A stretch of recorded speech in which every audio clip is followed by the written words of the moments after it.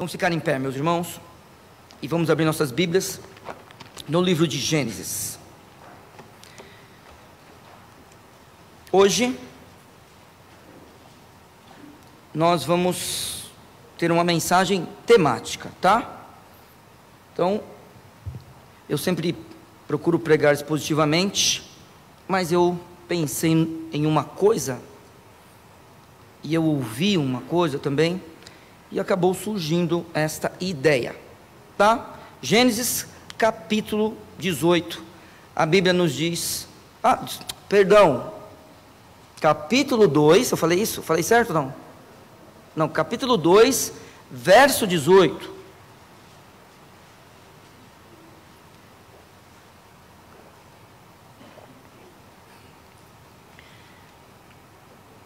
Então vamos lá, Gênesis capítulo 2, versículo 18. E disse o Senhor Deus: não é bom que o homem esteja só. Obrigado, Pai, pela Tua palavra, nós agradecemos, porque o Senhor, Pai, preservou a Bíblia e ela chegou até nós. Que a gente, Pai, possa dar valor a isso, que a gente, ó Senhor Deus, estude a Tua palavra, e que, ó Pai, ela possa transformar as nossas vidas, em nome de Jesus, amém. Os irmãos podem sentar. E disse o Senhor Deus: não é bom que o homem esteja só, far-lhe-ei uma ajudadora idônea para ele.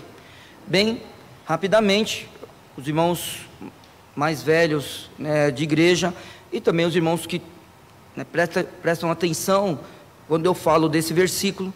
Idônea significa alguém que está ao seu lado. Então aqui, Eva não estava numa posição inferior a Adão, mas ela estava na mesma posição de Adão.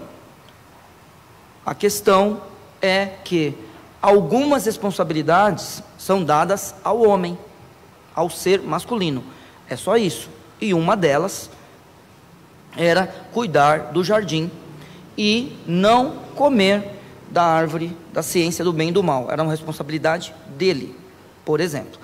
Hoje em dia, nós não cremos no ministério feminino de pastoras, porque cremos no ministério de pastores, sendo homens. É uma forma de nós acreditarmos nas Escrituras. Outra coisa, que é uma responsabilidade do homem, é o cuidado do seu lar. O homem deve cuidar do seu lar, cuidar de sua esposa. A mulher deve ser cuidada pelo marido. E a mulher cuida do esposo? Cuida, claro, mas eu estou falando de responsabilidade. Esse cuidado, estar à frente, é algo que Deus deu para o homem. Mas vamos lá, irmãos, estamos vendo aqui o Senhor olhando para toda a criação e de repente falando: não é bom que o homem esteja só. Como seria a vida no jardim do Éden? Hoje nós não podemos de forma nenhuma falar assim: seria desse jeito, seria daquele, que a gente não tem nada que a gente possa comparar. Na verdade, o que a gente vê é uma coisa muito diferente do que a gente espera no céu, por exemplo. Muito diferente do que a gente espera no céu. As intrigas que existem entre os seres humanos, a desobediência que existe na humanidade, a gente não espera coisas como essa no céu, por exemplo. É claro que o jardim do Éden não é o céu, a gente sabe disso daí, mas no jardim o homem tinha uma condição de vida diferente da nossa. Por exemplo, quando a gente olha para Adão no 6º dia, é dada uma ordem para ele, a ordem de olhar para os animais, lembra disso daí? E dar o nome aos animais. Aí a gente pode pensar: que mente é essa? E por que a gente pode pensar isso? Porque este homem deu o nome aos animais, e a gente tem que pensar, irmãos, ele dava o nome segundo as características, então ele teve que analisar o animal. Teve que fazer isso. E o problema, irmãos, é depois lembrar do nome. Entende? Então essa era a condição de Adão. Ney, mas existia todo esse tipo de bicho que existe hoje? A gente sabe que não. Na criação a gente sabe que não existia todo o tipo, mas existia uma grande quantidade de animais, tá? Como seria essa vida a gente pode ter pelo menos uma noção. Porque olha só, este homem, ele estava em um lugar onde Deus classificou que ali era bom. Então olha só, irmãos, vamos comigo. Eu estou no capítulo 2, certo? Mensagem temática, não vou ler mais esse versículo, talvez o cite, mas não vou voltar mais no texto. Estou falando, eu quero chegar num tema, daqui a pouco eu chego lá. Então não é bom que o homem esteja só. Quando a gente vai para o capítulo 1, se você olhar comigo no verso 10, a Bíblia diz assim: chamou Deus a porção seca terra, e ao ajuntamento das águas chamou mares, e viu Deus que era bom. Verso 12: e a terra produziu erva dando semente conforme a sua espécie, e árvore frutífera, cuja semente está nela, conforme a sua espécie, e viu Deus que era bom. Verso 18: e para governar o dia, vou ler o 17 para fazer mais sentido. E Deus os pôs na expansão dos céus para iluminar a terra, e para governar o dia e a noite, e para fazer separação entre a luz e as trevas, e viu Deus que era bom. Verso 21: Deus criou as grandes baleias e todos os répteis de alma vivente que as águas abundantemente produziram conforme a sua espécie, e toda a ave de asas conforme a sua espécie, e viu Deus que era bom. Quando você olha para o verso 25, desculpa, e fez Deus as feras da terra conforme a sua espécie, e o gado conforme a sua espécie, e todo o réptil da terra conforme a sua espécie, e viu Deus que era bom. Verso 31, e viu Deus tudo o que tinha feito, e eis que era muito bom, e foi a tarde e a manhã do dia sexto. Então, Adão estava em um lugar que Deus classificou aquilo que estava ali, aquilo que ele tinha feito de bom. Então vamos lá, a partir do momento que Deus olha para alguma coisa e diz que essa coisa é boa, meus irmãos, ela é boa. Por quê? Porque Deus está dizendo isso. E Deus, lembre-se do seguinte, não dá tempo, mas como tem muita gente experiente na Bíblia, se você é alguém não experiente na Bíblia, depois você pergunte para alguém, ou pergunte para mim, ou para o pastor Viana, mas vamos lembrar do seguinte: enquanto Deus estava falando que as coisas eram boas aqui, o homem não tinha consciência do bem e do mal. Tudo bem? Então, por exemplo, vamos lá. A Marilda, ela fala assim: o Neil é bom para mim. Pode ser? Obrigado. Isso significa que eu sou bom? Não. Porque eu posso ter sido ruim para uma outra mulher, por exemplo. Está vendo? Não é essa condição de comparar. É Deus dizendo a alguém que não tem comparação. Ele não consegue comparar, porque ele não sabe o que é ruim, que aquelas coisas são boas. E Deus ensinando para ele o que é bom. Então, cercado daquilo que Deus classificou como bom. Esse lugar é bom ou ruim? Continuemos. Agora, nós vamos para a ideia de ciência do bem e do mal, certo? Como eu disse para os irmãos, reservei aqui os textos bíblicos e quero falar com os irmãos rapidamente. Não dá tempo, como eu disse, não dá tempo de ver tudo, mas você pelo menos vai ter uma ideia. No verso 9, irmãos, do capítulo 2, a Bíblia diz assim: e o Senhor Deus fez brotar da terra toda a árvore agradável à vista e boa para a comida, e a árvore da vida no meio do jardim, e a árvore do conhecimento do bem e do mal. Então, vamos lá. Quando eu olho para o verso 16, e ordenou o Senhor, do capítulo 2, tá? E ordenou o Senhor Deus ao homem, dizendo: de toda a árvore do jardim comerás livremente, mas da árvore do conhecimento do bem e do mal, dela não comerás, porque no dia em que dela comeres, certamente morrerás. Então vamos lá? Irmãos, hoje em dia, como a gente tem dito, eu acho que temos dito algumas vezes na igreja, acho até que foi Agostinho que disse isso, nós somos livres. Isso aí é algo que conhecereis a verdade vos libertará.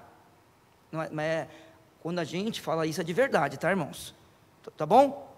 Não vai pensando que qualquer um que fale isso é verdade, não, tá? E eu não estou falando do presidente da República só, não, é de todos. Qualquer um que pegar a Bíblia e ficar falando e não ser uma pessoa correta, tem que falar que ele não é certo. Até, tudo bem? Então, não é para falar palavrão com as pessoas e pronto. Pronto, por exemplo. Tá? Então, vamos lá. Conhecereis a verdade vos libertará. Somos livres? A resposta é sim. Para fazer o que a gente quer? Não. Nós somos livres para fazer a coisa certa. Eu sou livre, vamos imaginar. Trato o meu casamento de qualquer forma? Pergunta se a marido aceita.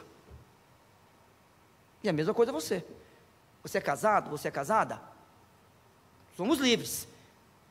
Você casado, vamos imaginar, marido é casada comigo, faz o que quer? Opa, calma aí. Está vendo?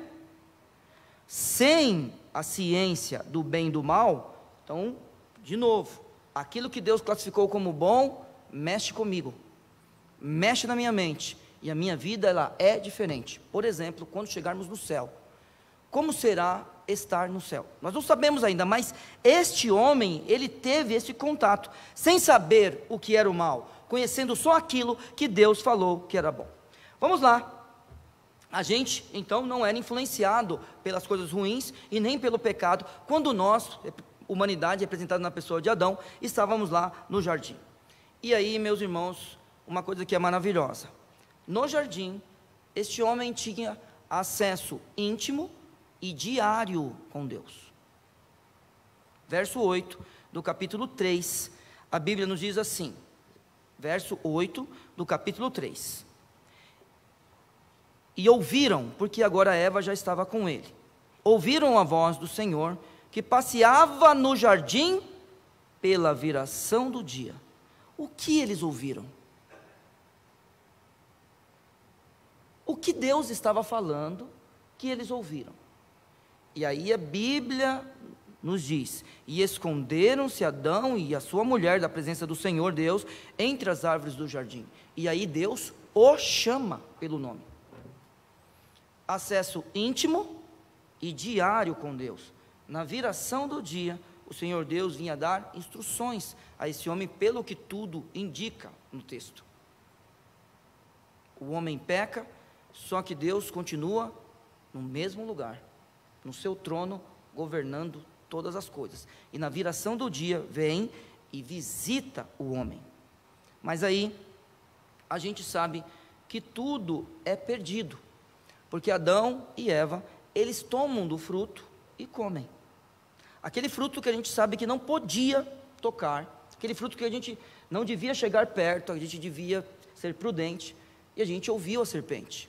A serpente disse que Deus era mentiroso, e a gente acreditou na serpente, que é mentirosa.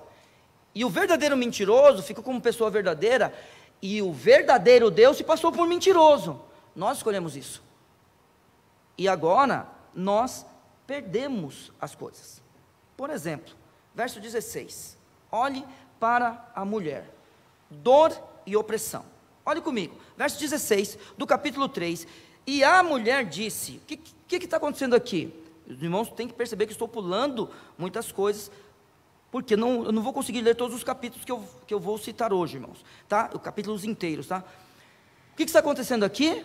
O homem e a mulher pecaram e já estão fugindo de Deus. Deus os traz de volta para si, mas só que tem a consequência, comer do fruto. E para a mulher, a Bíblia diz, multiplicarei grandemente a tua dor. Uma coisa interessante, hein?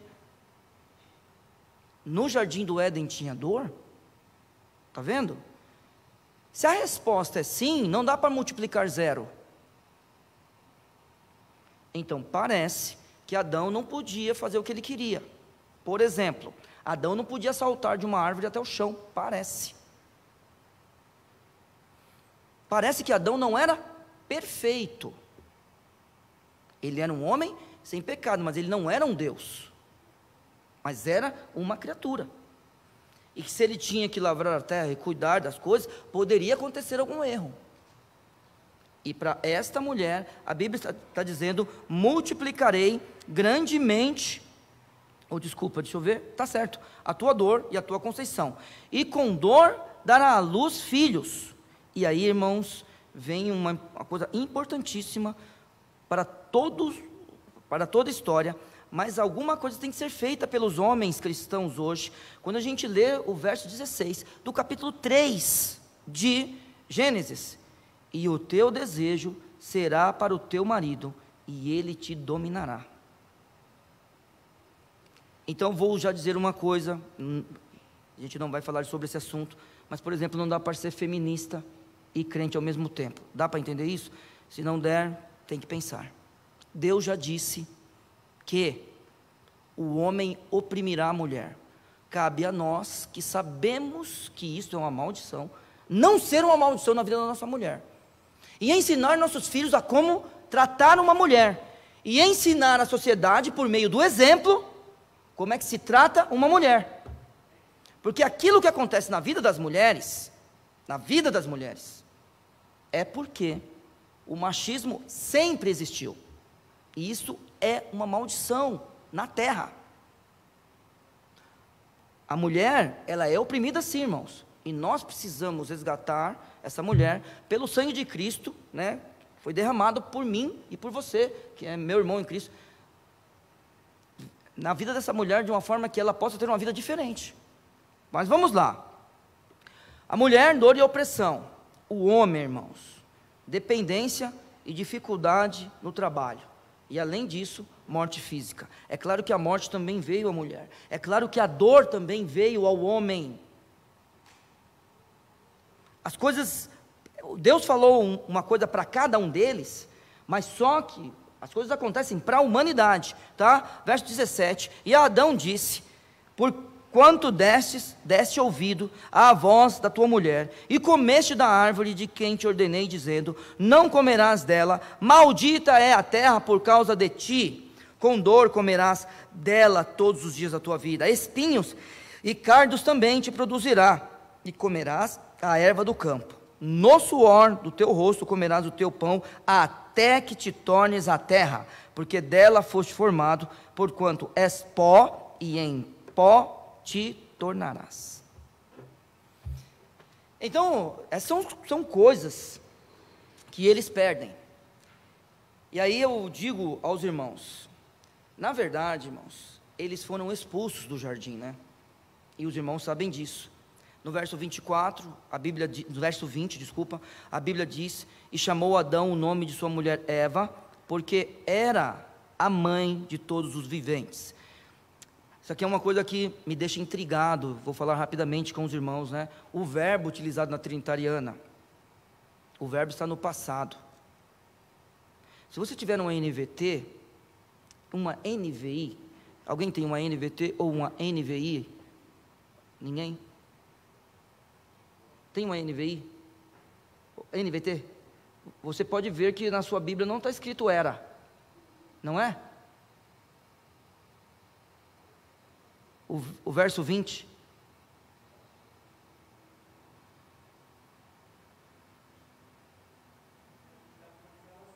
Seria, isso, né? Quando eu li esse texto mais devagar, esses dias, eu falei: puxa, será que existia nascimento no Éden? Porque ela era a mãe. Eu acho que na NTLH também está no passado, mas na NVI e na NVT está no futuro. Seria até bom a gente, né, que a gente não conhece de hebraico, mas era uma coisa interessante, né, a gente aprender sobre isso aqui. Mas eu deixo para os irmãos, porque a gente não sabe quanto tempo Adão e Eva passaram no jardim. A gente não sabe um monte de coisa sobre o jardim. Será que tinha nascimento no jardim? Não sabemos. Precisamos, né, aprender essas coisas. Mas aí você fala assim para mim: mas dá para aprender? Irmãos, isso é super difícil, porque a Bíblia não conta para nós. Então, na verdade, a gente vai ficar sem saber dessas coisas, e no céu nós vamos ter muitas surpresas, se é que Deus vai nos revelar algumas dúvidas que nós temos nesse mundo. E o verso 21 diz: e fez o Senhor Deus a Adão e a sua mulher túnicas de peles, e os vestiu. Pelo menos parece que aqui existe a primeira morte, né? Então, se esse homem e essa mulher estavam acostumados à vida, ele vê a primeira morte acontecendo, as coisas vão sendo perdidas, e disse Deus, o Senhor Deus: eis que o homem é como um de nós, sabendo o bem e o mal, ora, para que não estenda a sua mão, e tome também a árvore da vida, e coma e vive eternamente. O Senhor Deus, pois, lançou fora do jardim do Éden, para lavrar a terra de que fora tomado. E havendo lançado fora o homem, pôs querubins ao oriente do jardim do Éden, e uma espada inflamada que andava ao redor, para guardar o caminho da árvore da vida. E nesse momento, o homem, a mulher, a humanidade, perde tudo, menos uma coisa. Se você perceber, tudo que eles tinham no jardim, agora que eles foram expulsos, eles perderam, menos uma coisa que estava no jardim e saiu junto com Adão, ou estava no jardim e saiu junto com Eva: o outro. A única coisa que nós trouxemos do jardim foi o outro. E a partir desse momento, quando eu me dirigir a Eva, vou me dirigir como o outro. A partir desse momento, quando eu me dirigir a Adão, vou me dirigir a ele como o outro. Porque não é bom que o homem esteja só. E mesmo num momento desse, onde existem todas as perdas para a humanidade, eles perdem tudo, menos o outro. E a gente agora vai rapidamente falar da importância do outro. O outro é importante. E a gente aprende isso durante toda a Bíblia, que você é importante, meu irmão, para mim. Você como igreja é importante. As pessoas que estão lá fora, elas são importantes para mim. O outro é a única coisa que sobrou do jardim do Éden. Então vamos lá, vamos pensar. Olhe para a situação na perspectiva de Eva, tá? Está fora do jardim. Ela olha para o lado e ela encontra o outro. Ela e o outro. E ela olha para ele, olha para dentro de si e fala: estraguei tudo. Estraguei tudo porque eu ouvi a serpente. Quando a gente vai para o capítulo 3, verso 5, vamos lembrar, verso 1, rapidamente. Ora, a serpente era a mais astuta de todas as alimárias que o Senhor Deus tinha feito, tá? E disse à mulher: é assim que Deus disse: não comereis de toda a árvore do jardim? Quando a gente vai para o verso 5, a serpente diz: porque Deus sabe que no dia em que dele comerdes, se abrirão os vossos olhos, e sereis como Deus, sabendo o bem e o mal. E a Bíblia diz o seguinte no verso 6: e viu a mulher que aquela árvore era boa para se comer, e agradável aos olhos, e árvore desejável para dar entendimento. E a Bíblia diz: tomou do seu fruto e comeu. Aí a gente tem essa parte, né? E deu ao seu marido, e ele comeu com ela. Então preste atenção no seguinte: quem estava com Eva? Vamos lá, tá bom? Quando ela estragou tudo, o outro. E é assim, meus irmãos, nós não podemos esquecer disso. A ideia dele comeu com ela, alguns até pensam, e é coisa para a gente raciocinar, que Adão estava muito próximo da conversa entre Eva e a serpente, ou até fez parte da conversa. Alguns pensam nisso. A Bíblia não relata isso de forma clara, mas é interessante pensar que ele comeu com ela quando ela tomou do fruto. É interessante pensar nisso. E o mais interessante é pensar nisto daqui, que está lá em 1 Timóteo. Você deve lembrar desse texto. 1 Timóteo. Quando nós vamos para o capítulo 2, meus irmãos, a Bíblia nos diz assim, no verso 9: do mesmo modo, 1 Timóteo, capítulo 2, verso 9: do mesmo modo, as mulheres se ataviem em traje honesto, com pudor e modéstia, não com tranças, ou com ouro, ou pérolas, ou vestidos preciosos, mas como convém a mulheres que fazem profissão de servir a Deus com boas obras. A mulher aprenda em silêncio, com toda a sujeição. Não permito, porém, que a mulher ensine, nem use de autoridade sobre o marido, mas que esteja em silêncio. Porque primeiro foi formado Adão e depois Eva. E o verso 14 é o verso que importa para mim nesse instante. E Adão não foi enganado, mas a mulher, sendo enganada, caiu em transgressão. É interessante isso ou não?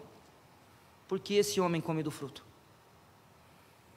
Se você acompanhar o texto em Gênesis, enquanto a mulher tomou do fruto e comeu, e depois deu ao seu marido, os olhos não tinham sido abertos. Por que é que este homem come do fruto? Isto é um mistério, que a gente nunca vai entender, irmãos. Mas quem estava do lado daquela que talvez pense, eu estraguei tudo, foi o outro, ao lado dela. Olhando na perspectiva de Eva também, imagine fora agora do jardim. A Bíblia fala no capítulo 4, no verso 1, e conheceu Adão a Eva, sua mulher, e ela concebeu e deu à luz Caim, e disse, alcancei do Senhor um homem. Verso 2, e deu à luz também a seu irmão Abel, e foi pastor de ovelhas, e Caim foi lavrador da terra. E aí, pelo menos no relato bíblico, começam os nascimentos. E aí Eva iria passar por aquilo que o Senhor Deus disse. E a mulher disse, multiplicarei grandemente a tua dor e a tua conceição. Com dor dará à luz filhos. E ela tem essa primeira experiência. E aí eu te digo, quem estava ao lado dela? O outro. Sempre é o outro que está junto conosco. Continuando o nosso estudo, a gente tem que pensar que o outro sempre esteve ajudando, imagine, Eva, porque chegou um momento em que Deus, Ele tem um encontro com os seus filhos, e aí eu quero que você pense no seguinte, meus irmãos, vamos imaginar o encontro de Deus com Caim e o encontro de Deus com Abel. Deus também falou com eles. Eles tiveram que prestar culto, entregar os sacrifícios, entregar as ofertas, e por algum motivo o Senhor Deus não aceitou a oferta de Caim. Caim já nasceu em pecado, Abel também, mas ele já nasceu em pecado. E a questão é que você conhece a história, e Caim mata Abel. No verso 8 do capítulo 4, e falou Caim com seu irmão Abel, e sucedeu que, estando eles no campo, se levantou Caim contra o seu irmão Abel, e o matou. E aí eu te pergunto, você já pensou quem encontrou Caim morto? Vamos pensar que tenha sido Eva. Ela nunca tinha visto ninguém morto. Nunca tinha acontecido nenhum velório. Pense se fosse Adão que encontrou o seu filho morto. Irmãos, vamos lá, que isso não passe nem pela nossa cabeça, do nosso filho morrer, certo? Não é? Machuca a gente, irmãos, pensar nisso. Só você que teve uma experiência como essa, perdi meu filho, perdi minha filha, e de repente achou de novo, né? Nesse sentido de, acho que ele morreu. Vamos imaginar que Deus nos ajude, que o Jafé volte, porque é isso que está passando na cabeça do irmão Joel e da irmã Rosane, com o desaparecimento do Jafé. Só a gente né, eu digo assim, só aqueles que passaram por esse problema sabem. Mas agora, o pior que isso, irmãos, imagina, é ele morrer mesmo. E pior ainda é a gente encontrar numa situação dessa, em que o irmão mata o irmão. E aí eu te digo, quem consolou Eva, se foi ela que encontrou Caim morto, Abel morto, perdão. Quem consolou Adão, se ele encontrou o seu filho morto? O outro. Não é bom que o homem esteja só, porque, meus irmãos, é sempre o outro, o outro. Pense agora na perspectiva de Adão. Adão estava no bosque, escondido, né? A Bíblia nos diz o seguinte, né? E ouviram, verso 8 do capítulo 3, e ouviram a voz do Senhor Deus que passeava no jardim na viração do dia, e esconderam-se a Adão e o outro, a sua mulher, da presença do Senhor Deus entre as árvores do jardim. E chamou o Senhor Deus a Adão, e disse: onde estás? E ele disse: ouvi a tua voz soar no jardim e temi, porque estava nu e escondi-me. Muito bom. Adão é chamado, mas quem sai lá de dentro do bosque com ele? O outro. É sempre o outro, irmãos. Não é bom que o homem esteja só. Nós precisamos valorizar essas pessoas que andam junto com a gente. A gente precisa valorizar, irmãos, o ser humano. A gente precisa cuidar uns dos outros. Nós como igreja precisamos fazer isso. Nós como família precisamos fazer isso. E nós na sociedade também precisamos fazer isso. Cuidar do outro. Isso é um papel nosso. A gente não pode deixar que o outro sofra se a gente pode ajudá-lo. A gente não pode deixar que o outro se perca se a gente pode ajudá-lo. A gente não pode desprezar o outro. O outro é importante. Sabe, eu não tenho nada contra animal, de verdade, irmãos. Eu gosto do animal, de verdade. Eu só não tenho animal, só isso. Mais uma vez, eu ouvi um homem falar uma coisa. Não, na verdade eu li que existe uma grande diferença em um pôr do sol, a gente do lado de um cachorro e do lado da pessoa que a gente ama. Eu achei muito bacana isso daí, porque o outro é mais importante. E aí, se você pensar no que Adão teve que fazer para sustentar sua família, toda a sua família durante toda a sua vida, você não pode esquecer que quem esteve ao lado dele para cuidar da família e de como alimentá-los foi o outro. Tudo isso eles tiveram que aprender junto, e aí a humanidade foi aprendendo tudo o que Adão e Eva aprenderam com Deus e com o seu próprio pecado. A humanidade inteira teve que aprender isso. E aí, meus irmãos, a gente vê o seguinte: quando a gente olha para o homem indo embora do jardim, em sua misericórdia, Deus nos deixou a coisa mais importante, o outro. E agora eu não vou voltar mais para Gênesis, porque eu quero que você perceba Cristo ampliando isso na sua primeira vinda. Vamos lá para Mateus, capítulo 22. Eu quero que você agora olhe para o Senhor Jesus, o Deus que se faz homem, e perceba Ele ampliando essa ideia da importância do outro.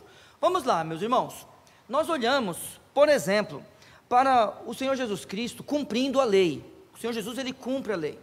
Nós não temos nenhuma condição de fazer isso, nenhuma condição de cumprir a lei. Mas o Senhor Jesus, Ele cumpriu. Ele sendo o Deus que cumpre a lei, as pessoas se aproximam dele, as pessoas têm dúvida. E uma das dúvidas das pessoas é pensar quais são as coisas que são importantes nessa terra. O Senhor Jesus está aqui, Ele está cumprindo a lei. O Senhor Jesus está fazendo tudo aquilo que todo ser humano queria fazer. E as pessoas têm dúvidas sobre o que é importante. Muitas dúvidas são sinceras, irmãos. É claro que a gente encontra também dúvidas, que são dúvidas a colocar o Senhor Jesus numa sinuca de bico. Mas o Senhor Jesus, Ele é o homem Deus, e Ele, claro que Ele tem as respostas certas para todas as coisas. E a gente vai para o capítulo 22, no verso 34, e a gente percebe o Senhor Jesus Cristo resumindo a lei.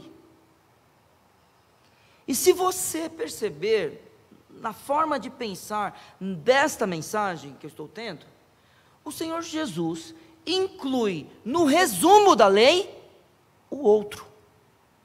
Olha só comigo, verso 34. E os fariseus, ouvindo que ele fizera emudecer os saduceus, reuniram-se no mesmo lugar. E um deles, doutor da lei, interrogou-o para experimentar, dizendo: Mestre, qual é o grande mandamento da lei? Aqui, o Senhor Jesus, Ele vai resumir a lei. Não importa o que o povo de Israel teve que cumprir, não importa as coisas que eles fizeram, se obrigando a cumprir, e lembre-se, o Senhor Jesus, Mateus é Velho Testamento, o Novo Testamento começa com a ressurreição do Senhor Jesus, tem que ter a morte e a ressurreição de Cristo para começar o Novo Testamento. Mateus, Marcos, Lucas e João, na divisão bíblica é Novo Testamento, tá certo, mas é Velho Testamento, quando a gente pensa que Cristo estava cumprindo a lei, certo? Mateus, Marcos, Lucas e João, ele é Novo Testamento na divisão bíblica, que a gente fez, mas como o Senhor Jesus estava cumprindo a lei, é Velho Testamento. O Senhor Jesus estava estabelecendo sua igreja, estava ensinando, estava preparando aquele povo. O Senhor Jesus estava deixando o exemplo, ao cumprir a lei, ele deixa o exemplo. O Senhor Jesus estava trazendo o reino de Deus, tá? Então, as coisas começam com Cristo, mas aqui ainda não é Novo Testamento. Este homem chega e fala assim: mestre, qual é o grande mandamento da lei? E esse é um dos grandes ensinamentos do Senhor Jesus, quando ele olha para todos nós e diz o seguinte, verso 37, e Jesus disse-lhe, amarás o Senhor teu Deus de todo o teu coração, de toda a tua alma e de todo o teu pensamento. Excelente. Vem e coloca Deus na posição onde ele deve estar, na posição de controle, na posição de soberania, na posição daquele que domina todas as coisas, e na posição, e ao mesmo tempo nos coloca na posição que a gente deve estar, amando a Ele de todo o nosso coração, de todo o nosso entendimento, com todas as nossas forças, com todo o nosso pensamento. É assim que a gente ama a Deus. Então, quando a gente está confuso, a gente tem que lembrar disso. Mas aí, meus irmãos, o Senhor Jesus, ele põe a gente aqui, verso 38, ele diz, este é o primeiro e grande, e o segundo, semelhante a este. A Bíblia fala, no verso 39, amarás o teu próximo como a ti mesmo. Sabe o que ele está falando para nós? O outro é tão importante quanto você. Aquilo que você trouxe do jardim, continue cuidando dele. O outro é importante. E é claro que eu quero insistir com isso. O núcleo familiar começa ali. Esse amor começa ali, meus irmãos. Depois é estendido à igreja e à sociedade. É assim que começa. O que é que Deus me deu quando eu saí do jardim? A Marilda! É isso que Deus me deu. Quando eu fui expulso do jardim, o que importava para Deus é colocar do lado de uma pessoa importante. A Marilda, nesse caso, pensando no sentido do texto aqui, tá? Porque talvez você não seja casado, você fala assim, para mim, Deus não deu ninguém? Não sei, você que se vire com Deus. Eu tenho a minha costela, estou só por causa disso, tá? Ah, mas eu também quero a minha, tá? Ore, que bom, faça isso. Quem sabe se um dia, eu quero ser costela de alguém, tá bom, tá bem. Mas o que eu estou dizendo aqui, só pensando na forma, fui expulso do jardim. O que eu tenho? O outro. E aí essas coisas vão ampliando, porque eu tenho filhos, e é claro que eu nasci de uma mulher, ela tem filhos, e assim vai, e netos, e as pessoas ao nosso lado. E aí, meus irmãos, junto com tudo isso, vem toda essa sociedade que está ao nosso redor. E a Bíblia está falando para nós, que nós devemos amar a eles, amar o outro, da mesma forma que a gente se ama. E não vem com esse negócio, olha, você se acha bonito, tá bom? Não, eu sou feio. Não é feio nada, tá bom? Se você fosse feio, você não tinha tentado arrumar uma gata um dia, certo? Se você é feia, você também não tinha aceitado que aquele moço, aquele rapaz falasse para você que você era bonita. Então, vamos lá, a gente se ama, a gente se valoriza e tem que fazer isso. E quando existe alguém que não faz isso, a gente se preocupa com ele. Se existir alguém que não faz isso, porque o normal é a gente se amar, é a gente tirar foto na posição que a gente gosta mais, não é? Já viu isso aí? Você sabe disso aí? Você já tirou foto de alguém e falou, esse é o meu ângulo? Você já viu ou não? Já? Não? Tem, não tem? Você pode ver, tem gente que tem vergonha do dente. Eu manjo isso rapidinho nas fotos. Olhe 10 fotos da pessoa, ela não mostra o dente. Entendeu como é que é? Sempre desse jeito. Um monte dessas fotos aí que estão na rede social, fala a verdade, não é fake? Quando você olha a pessoa de verdade, você não é desse jeito. Sim ou não? Eu estou falando sério, eu sei que vocês estão rindo, mas não é verdade, irmãos? Não é verdade? É fake. De vez em quando eu olho umas pessoas, eu pego e mostro para a Marola, eu conheço essa moça aqui, é minha aluna, conheço esse rapaz aqui, é meu aluno, ele é feio, ela é feia, assim, no sentido que não é daquele jeito bonito, do jeito que está. Não vamos chamar de feio, né? Vamos chamar de diferente, vai. Diferente dos bonitos, por exemplo. Certo? Então, assim, todo mundo se ama, irmãos. Tá? E tá certo. Tá certo isso daí. Sabe por quê? Porque o Senhor Jesus disse que a gente deve amar o outro como a gente ama a si mesmo. Então vamos pensar na importância do outro. Quando saímos do jardim, Deus deu quem para nós? No nosso caso, agora pensando coletivamente, Vila São José. Porque a gente agora está nos 2 mandamentos, e agora eu sempre gosto de falar isso, né? O primeiro mandamento, ele gera o segundo. Lembra disso daí? E o segundo, comprova o primeiro. Eu gosto de falar isso. Aprendi isso aí, eu falo direto. Quando a gente ama a Deus, automaticamente a gente ama o outro. E ao amar o outro, a gente mostra para todo mundo que a gente ama a Deus. Então, ótimo, estamos nessa condição de amar o outro? Ótimo, Deus nos deu uma igreja agora. E aí vamos ampliar, porque o Senhor Jesus resume a lei, a gente pensa em amar o outro, e aí vem a igreja. Porque, vamos lá, abaixo de Deus, só o outro, né? De acordo com o texto aqui, o outro está lá, né?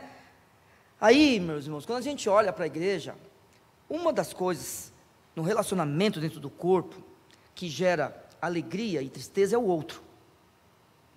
E a alegria e a tristeza de uma igreja precisa estar relacionada com o outro. Não é comigo, mas com o outro. Então hoje, por exemplo, vários de vocês escreveram, ligaram, foram até o irmão Geraldo, por exemplo. Foram até ele. Se o seu João fosse membro dessa igreja, e fosse um dia normal, hoje pela manhã talvez não teria culto aqui, porque o culto seria um culto diferente, não teria culto, desculpa, não teria EBD, perdão, teria culto, mas não teria EBD, porque todo mundo ia chorar junto aqui. E aí aquele negócio, meus irmãos, vamos lembrar, cada vitória que existe aqui, ó, não vou citar coisas, mas você teve uma vitória aqui que você compartilhou com as pessoas, sabe? Aquele negócio que você venceu, aí, sabe aquilo lá que eu pedi para você orar, deu certo, sabe? Esses negócios. E as tristezas também, porque muitas vezes as pessoas se afastam da igreja, e aí a gente fica triste porque a pessoa se afastou, sabe disso daí? Isso acontece com a gente porque o outro é importante, meus irmãos. E aí, o Senhor Jesus, né, ele fala do resumo da lei, e aí o Santo Espírito inspira o apóstolo Paulo a escrever, aos Coríntios capítulo 12, e eu peço que você vá para lá.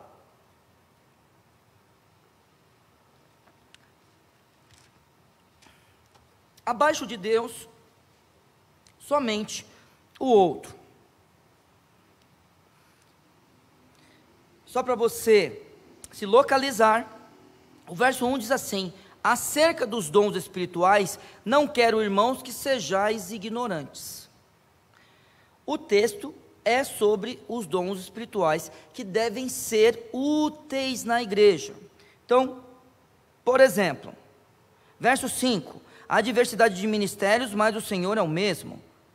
Há diversidade de operações, mas é o mesmo Deus que opera tudo em todos. Mas a manifestação do Espírito é dada a cada um para o que for útil. Tudo bem? É a divisão de dons que deve ter na igreja. Em Vila São José não pode faltar nada. Se essa igreja é completa, ela não pode faltar nada, porque o Santo Espírito está agindo aqui. Então a gente não pode sentir falta de nada. Se em algum momento a gente sente falta de alguma coisa, a gente ora a Deus que dá para nós. Porque se a gente sentir falta do que a igreja precisa, a gente estará orando de acordo com a vontade de Deus, e Deus nos dará aquilo, porque a gente não recebe aquilo que a gente ora, porque a gente pede mal. Então, Vila São José tem tudo o que precisa. Se por acaso existir alguma coisa que falta em Vila São José, então Vila São José, como corpo local, se une em oração e Deus nos dá. Entende isso?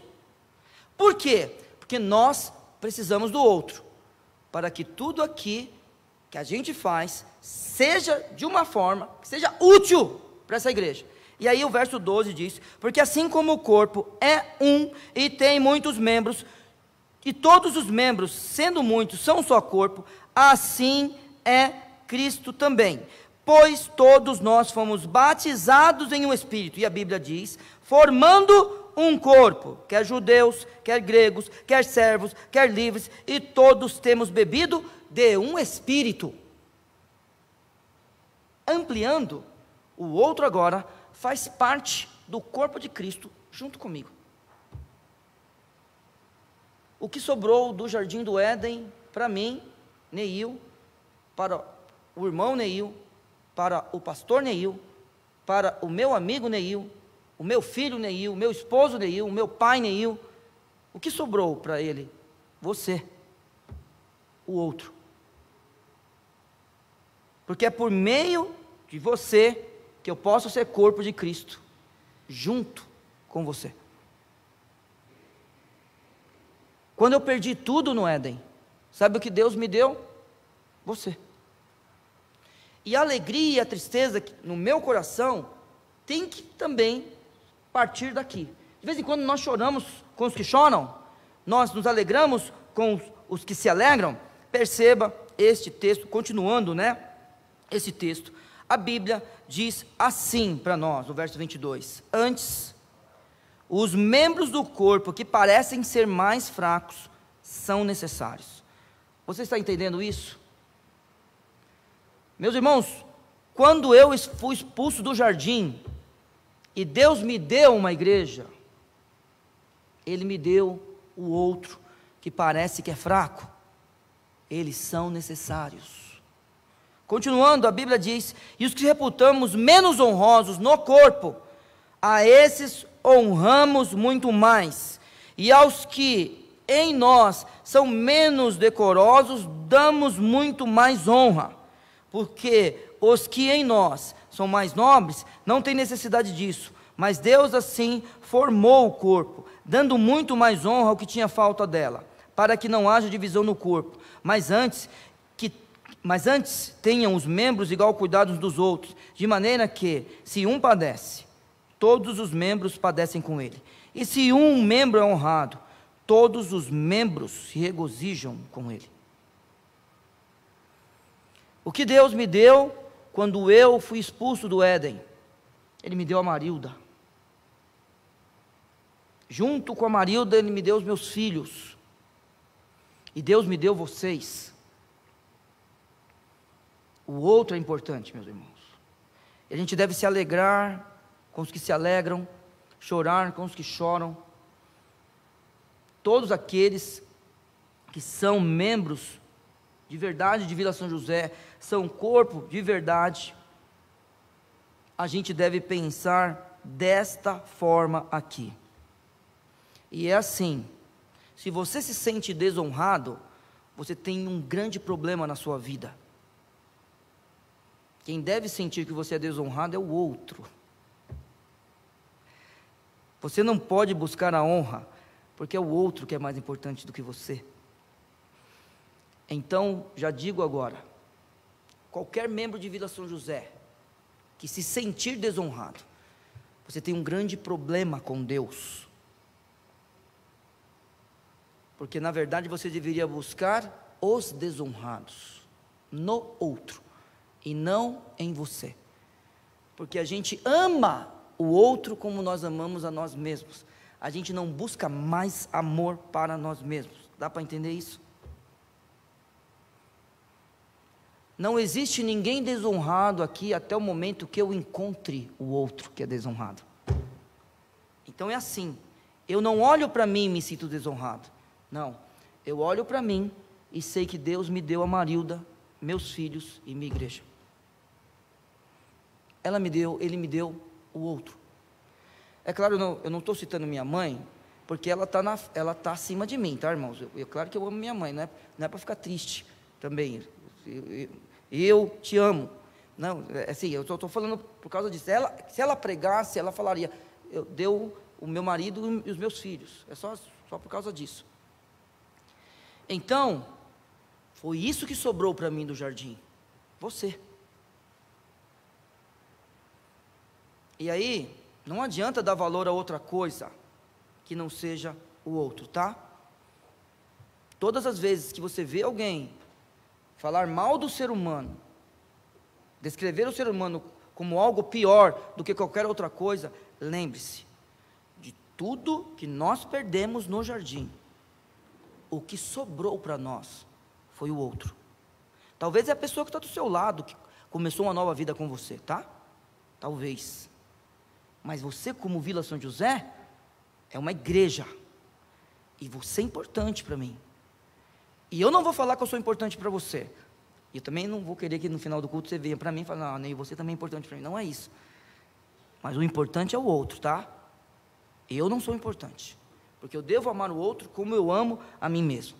E para terminar, Cristo vem e se torna um homem. Aí eu te pergunto, Cristo é Deus? O que você acha? Você tem certeza, né? Convicção disso. Cristo é homem? É ou não? Muito bom. Então o Senhor Jesus, Ele é Deus e Ele é homem ao mesmo tempo. Sim ou não? Isso. Hoje em dia Ele é Deus e homem ao mesmo tempo, que Ele ressuscitou. Mas um dia Ele se tornou homem. Tá? Ele se tornou homem. Eu acho que, não sei qual foi o momento do dia que eu falei isso, mas ele se fez um pouco abaixo dos anjos, para quê mesmo? Por que Cristo só um pouquinho abaixo dos anjos? Para morrer. Meus irmãos, por quem ele morre? Pelo outro. Você consegue entender isso? De tudo que a gente tinha no jardim, Deus nos expulsou de lá, perdemos tudo, e Ele nos deu o outro. E aí o Senhor Jesus vem a essa terra, como um homem, e Ele morre pelo outro. Vamos comigo para João? E eu termino aqui o estudo de hoje.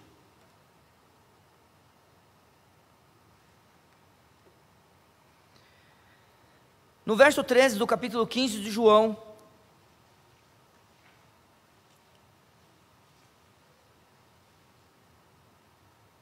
a Bíblia nos diz: ninguém tem maior amor do que este, de dar a alguém a sua vida pelos seus amigos. Por quem Cristo morreu?